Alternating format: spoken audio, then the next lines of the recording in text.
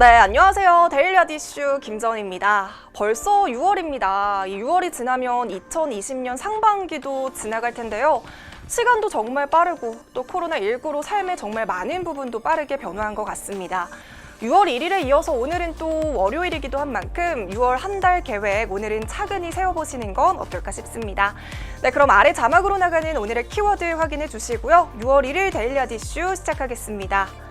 먼저 지난주 금요일 뉴욕 증시에서 주요 지수는 트럼프 대통령의 기자회견을 주시하는 가운데 혼조세를 보이면서 마감했습니다.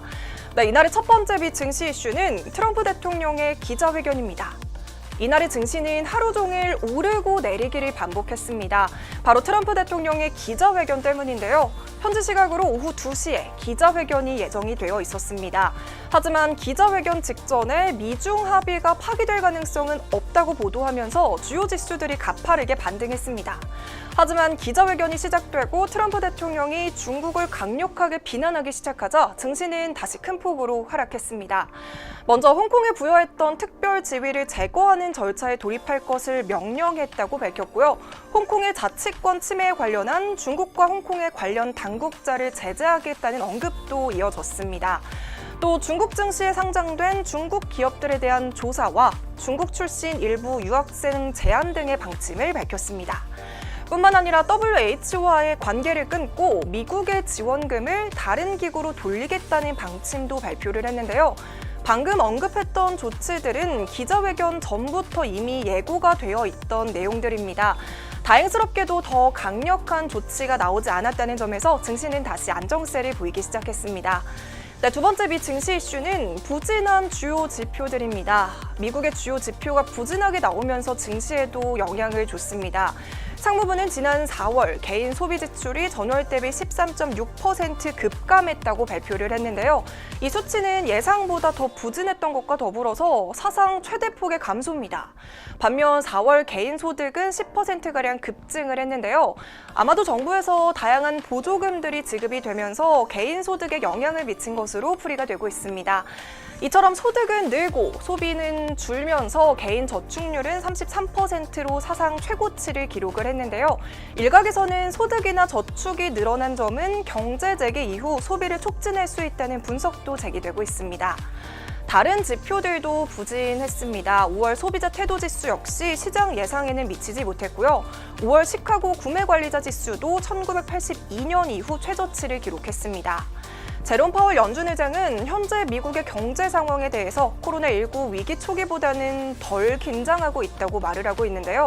하지만 코로나19의 2차 유행 위험과 더불어서 경제와 물가의 위험도 여전히 하방에 치우쳐 있다고 우려를 하고 있습니다.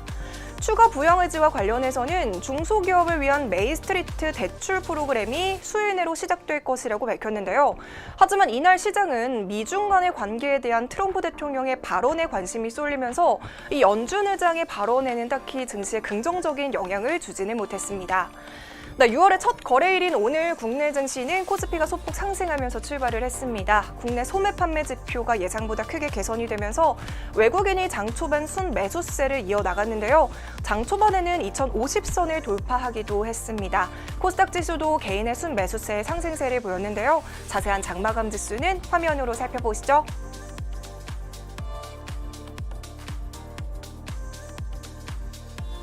네, 이어서 오늘의 국내 경제 이슈 알아보겠습니다. 오늘의 국내 경제 이슈는 역대 최대의 3차 추경 규모입니다. 더불어민주당과 정부는 오늘 코로나19로 인한 경제 위기 극복을 위해 역대 최대 규모의 추가 경정 예산안을 통과시키기로 합의했습니다. 한국판 뉴딜이나 K방역 체계화, 그리고 금융지원 강화 등을 포함해서 하반기 경제정책 방향을 4가지로 설명을 했는데요. 이번 3차 추경에서 주목할 만한 점은 10조 원대였던 1, 2차보다 더 큰 규모로 편성이 될 예정이고요. 이달 중으로 통과시키겠다는 의지도 밝혔습니다. 세부적으로는 금융 고용 안정 패키지에 60조 원 이상이 투자가 될 예정이고요. 고용이나 사회 안전망 강화를 위해 무급 휴직 요건을 완화하는 등 고용 유지를 위한 지원금도 확대한다고 합니다. 또한 비대면 일자리와 청년 디지털 일자리 등 긴급 일자리 55만 개도 추가로 공급을 하기로 했습니다. 또한 지역경제 활성화를 위해 온누리 상품권과 지역사랑 상품권을 각각 2조에서 3조 원 규모로 추가 발행하고 2022년까지 전국 모든 공공장소 4만여 곳에 공공장소 와이파이를 설치를 추진한다고 합니다. 한국판 뉴딜 사업 역시 추경안의 핵심 중 하나죠. 디지털 뉴딜 사업과 그린 뉴딜 사업을 위한 구체적인 방안도 추진될 예정입니다. 네, 이처럼 정부에서는 과감한 3차 추경 편성으로 일자리를 지키고 또 경제를 살리겠다는 강력한 의지를 보여주고 있습니다. 네, 그럼 본격적으로 오늘의 이슈 살펴보겠습니다. 과연 어떤 이슈들이 있었을까요? 네, 먼저 첫 번째 종목은 네이버입니다. 20만 원을 돌파하고 강세를 보이고 있는 네이버가 오늘부터 네이버 플러스 그리고 네이버 통장 등 신규 서비스를 출시한다는 기대감에 장 초반부터 강세를 보였습니다. 네이버의 시장 넓히기가 속력을 내고 있습니다. 경쟁사에 비해서 거의 반값 수준으로 유료 멤버십 서비스를 출시를 한 건데요. 바로 오늘부터 유료 회원제 서비스인 네이버 플러스 멤버십을 오픈 특가인 월 4,900원으로 정식으로 출시가 된다고 합니다. 이번 네이버 플러스 멤버십은 네이버가 처음으로 선보이는 유료 구독형 서비스인데요. 이 서비스에 대해서 조금 더 자세하게 설명을 드릴게요. 월 4,900원 요금제에 가입한 사람들은 네이버 웹툰과 시리즈 쿠키 20개, 그리고 바이브 음원 300회 듣기, 시리즈원 영화와 방송 감상용 캐시, 그리고 네이버 클라우드 100GB 이용권, 오디오북 대여 할인 쿠폰 중 4가지를 선택해서 이용을 할 수 있습니다. 저는 네이버 바이브 음원을 정기 결제를 하고 있고요. 시리즈온으로 영화를 자주 다운받아 보고 있는데 이런 디지털 콘텐츠 이용 혜택만 고려를 해도 총 10,000원 안팎의 서비스를 4,900원에 이용을 할 수 있습니다. 또한 멤버십에 가입한 이용자들은 네이버 쇼핑이나 예약 등을 네이버 페이로 결제를 하면 결제 금액에 따라서 최대 5%를 네이버 페이 포인트로 적립을 받는다고 합니다. 무엇보다 1개월 무료 프로모션을 진행을 한다고 하니까요. 한 달 무료 체험을 혜택을 누려보시고 괜찮다면 계속 이용하시는 방법도 좋을 것 같습니다. 네, 이처럼 네이버는 현재 플랫폼 락인 효과의 극대화를 추구를 하고 있습니다. 플랫폼 락인이란 고객이 특정 상품이나 서비스를 한 플랫폼 내에서 이용할 수 있도록 더 많은 혜택을 제공해서 다른 플랫폼으로 이전을 막는 효과인데요. 대표적인 기업은 바로 카카오를 꼽을 수 있습니다. 경쟁 기업인 카카오페이는 최근 카카오뱅크와 계좌 연동을 시작을 해서 증권과 은행, 간편 결제 등을 아우르는 금융 플랫폼을 구축을 하고 있습니다. 네이버는 6월 중으로 네이버 통장까지 출시가 될 예정인 만큼 플랫폼 멤버십 시장에서 과연 어느 정도의 경쟁 우위를 차지할 수 있을지 기대가 되고 있습니다. 네, 최근 카카오와 더불어서 네이버의 주가도 계속해서 상승을 하고 있는 추세인데요. 향후 실적 성장을 가능성을 고려를 해본다면 추가로 주가가 상승할 여지는 아직 남아있는 것으로 보입니다. 네, 이어서 두 번째 종목은 신테카 바이오입니다. 인공지능을 활용해서 신약 개발을 하고 있는 신테카 바이오가 렘데시비르와 유사한 수준의 코로나19 억제 효능을 지닌 코로나19 치료제 후보물질 1종에 대해서 특허를 출원했다는 소식이 전해졌습니다. 국책연구기관과 공동 연구를 한 약물 재창출 모델을 활용해서 코로나19에 대한 효능을 보일 것으로 예측되는 후보 약물들 30종 중 최종 1종의 뛰어난 효능을 토대로 용도 특허를 출원을 했는데요. 이 소식이 주가에 영향을 준 것으로 풀이가 되고 있습니다. 이번에 특허 출원한 최종 1종은 렘데시비르와 유사한 수준의 코로나19 억제 효능을 가지고 있었다는 점이 확인이 됐습니다.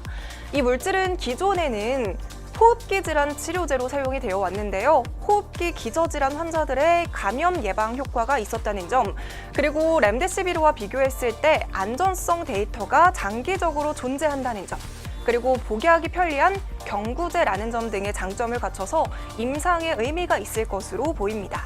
또한 신테카 바이오는 국내에서 유일하게 유전체 분석용 AI 슈퍼컴퓨터를 보유하고 있는 기업으로 이번에 코로나19 대상 약물 재창출 모델을 구현하는 것과 초기 실험 검증에 걸린 시간은 총 6주로 비교적 빠른 속도로 연구 개발 시간과 비용을 줄였습니다.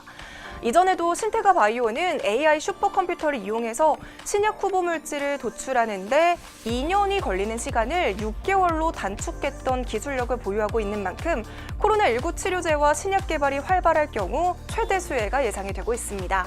또한 이번에 특허 출원한 1종에 이어서 나머지 후보 물질 30개에서도 향후 순차적으로 호재성 뉴스가 나올 가능성이 높은 만큼 주가의 2차 상승도 기대해 볼 만합니다.